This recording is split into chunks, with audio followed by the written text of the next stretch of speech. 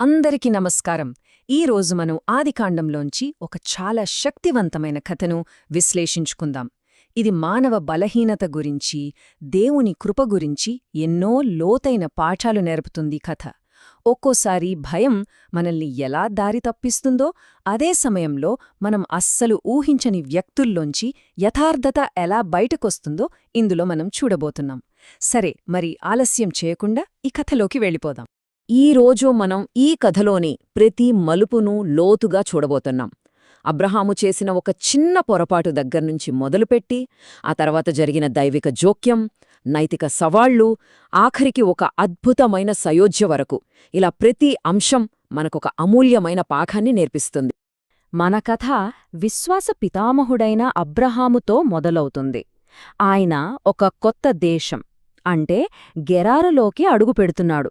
సరిగా ఇక్కడే ఆయన విశ్వాసానికి ఒక పెద్ద పరీక్ష ఎదురుకాబోతోంది. ఆ ప్రదేశంలో దేవుని భయం లేదని, తన అందమైన భార్య సారా కోసం అక్కడివాళ్లు తనను చంపేస్తారేమో అని అబ్రహాము భయపడ్డాడు. ఆ భయమే అతన్ని తన యథార్థతతో రాజీపడేలా చేసింది. ఇది చాలా ప్రమాదకరమైన సంఘటనలకు దారితీసింది. సరిగ్గా ఇక్కడే కథ ఊహించని మలుపు తీసుకుంటుంది. ఈ ఒక్క అబద్ధం వల్ల ఏమైందంటే, గెరారు రాజైన అభిమెలకు షారాకు ఇంకా పెళ్లి కాలేదనుకొని ఆమెను తన అంతఃపురానికి తీసుకెళ్ళిపోతాడు. ఆలోచించండి, విశ్వాస పితామహుడైన ఒక ప్రవక్త భయం ఏ పాపమెరుగని ఒక రాజును తెలియకుండానే ఎంత పెద్ద ప్రమాదంలోకి నెట్టేసింది. ఇప్పుడు కథ అమాయకుడైన రాజైన అభిమెలకు వైపు మళ్ళుతుంది.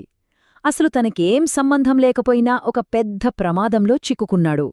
కాని ఇక్కడే ఒక అద్భుతం జరిగి మొత్తం కథ గమనాన్నే మార్చేస్తుంది.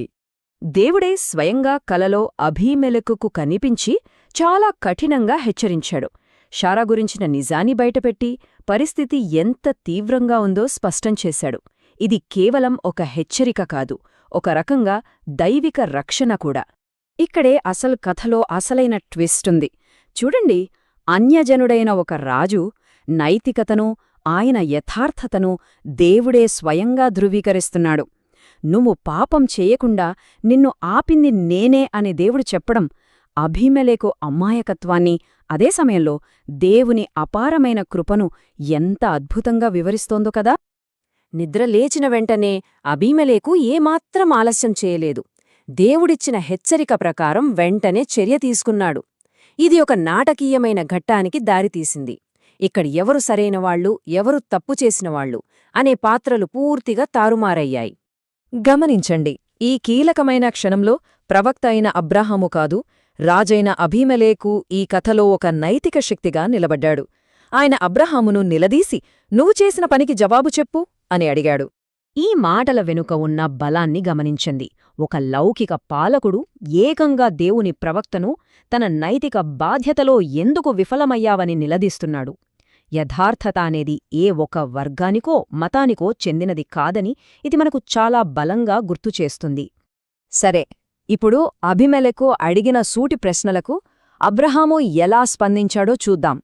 తన అబద్ధాన్ని సమర్థించుకోడానికి ఆయన చెప్పిన కారణాలేంటో ఒక్కసారి విశ్లేషిద్దాం. ఇక్కడ అబ్రాహాము 3 రకాల కారణాలు చెప్పాడు. మొదటిది నిజంగానే తన ప్రాణాల మీద భయం. రెండవది టెక్నికల్గా నిజమే అయినా కావాలనే తప్పుదోవ పట్టించే ఒక సగం నిజం. మూడవది తన భార్యతో ఎప్పుడో చేసుకున్న ఒక పాత ఒప్పందం. సో అసలు విషయమేంటంటే, అతను నిజమైన భయాన్ని, తప్పుదారి పట్టించే నిజాల్ని కలిపి తన తప్పును కప్పిపుచ్చుకోడానికి గట్టిగా ప్రయత్నించాడన్నమాట. సరే, మరి గందరగోళం ఎలా పరిష్కారమైందో చూద్దాం. న్యాయాన్ని, శాంతిని మళ్లీ నిలబెట్టడానికి అబీమెలెకు తీసుకున్న అద్భుతమైన చర్యలపై ఇప్పుడు దృష్టి పెడదాం. అబీమెలెకు కేవలం తప్పు సరిదిద్దడమే కాదు, అంతకుమించి ఎంతో ఉదారంగా నష్టపరిహారం కూడా చెల్లించాడు.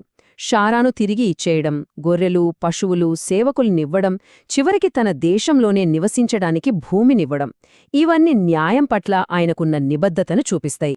ఆ 1000 వెండి నాణేలు కేవలం డబ్బు కాదో, అది షారా గౌరవాన్ని అందరి ముందు పునరుద్ధరించడం, జరిగిన తప్పు ఎంత తీవ్రమైనదో ఒప్పుకోవడానికి ఒక ప్రతీక. ఒక రకంగా డబ్బుతో గౌరవాన్ని తిరిగి నిలగెట్టడమనమాట. ఇక్కడ మనం సయోధ్యకు చివరి అంకాన్ని చూస్తున్నాం. అబ్రహాము ప్రార్థన చెయ్యగానే అబీమెలెకు ఇంటివారికి దేవుడు స్వస్థతనిచ్చాడు. చూడండి, తప్పు ఒప్పుకోవడం, నష్టపరిహారం చెల్లించడం, ఆ తర్వాత ప్రార్థన చెయ్యడం, వీటి ద్వారా దైవిక ఆశీర్వాదం ఎలా తిరిగి వచ్చిందో.